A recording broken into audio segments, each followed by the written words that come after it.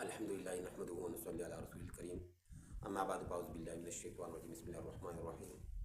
قال النبي صلى الله عليه وسلم استنزوا من البول فإن عامة عذاب القبر منه، أو كما قال النبي صلى الله عليه وسلم. زما د ویورس کتونکو ناظرینو السلام علیکم ورحمة الله وبرکاته.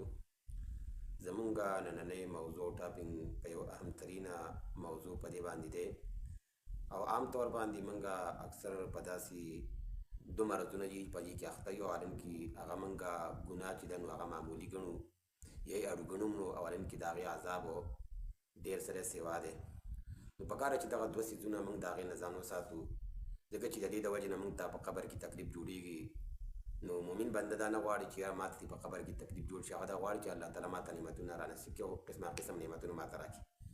دا کوم حدیث چې ما ولوستلو په دې کې جناب محمد صلی الله علیه وسلم فرمایي چې تاسو ځان وساتئ د بولونه، د اودسماتي د هغې د بېلمازۍ نه چې هغه نه وچول، ځکه چې عام عذاب قبر چې دی نو هغه به د دې نه جوړېږي.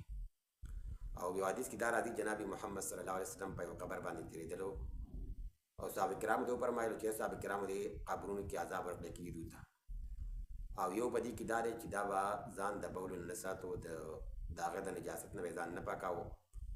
او دویم نمبر دا دی چې هغه نمام چې هغه چغلخور دی، ځکه چې دا هم ډېر ناکاره مرض دی. د دې وجې نه پوهانو او عاقلانو دا خبره ذکر کړله چې یو سایر یو کوډګرو هغه په کال کې دومره نقصان نشي کولی لکه څومره نقصان چې په 2-3 منټه کې هغه چغلخورو هغه څومره نقصان کوي. نو پته ولګېده چې دا ډېر زیات خطرناک دی. پکار ده چې موږ د دې مرض نه ځان څکو، ځان وساتو.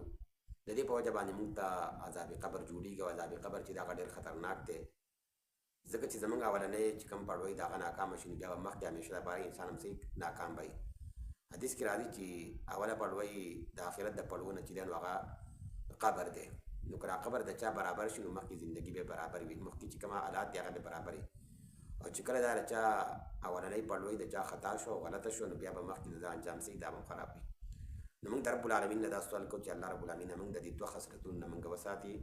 یو د دې نه چې موږ په بول کې بول په دوه قسمه دی، یو ډک بول، یو عام طور باندې چې کومه د انسان هغه تش بول چې ورته ویلی شي د دې نه ځان ساتل پکار دي، د نور بولو نه هم ځان ساتل پکار دي، ځکه چې د دې نه عذاب قبر څه کېږي واقع کېږي. نو زما دا پیغام چې دی دا په خپله مه اورئ، په دې باندې عمل وکړئ، د نورو ملګرو سره دا مخکې دا ویډیو څه کوئ دا شیر کوئ. واخر دعوانا ان الحمدلله رب العالمین.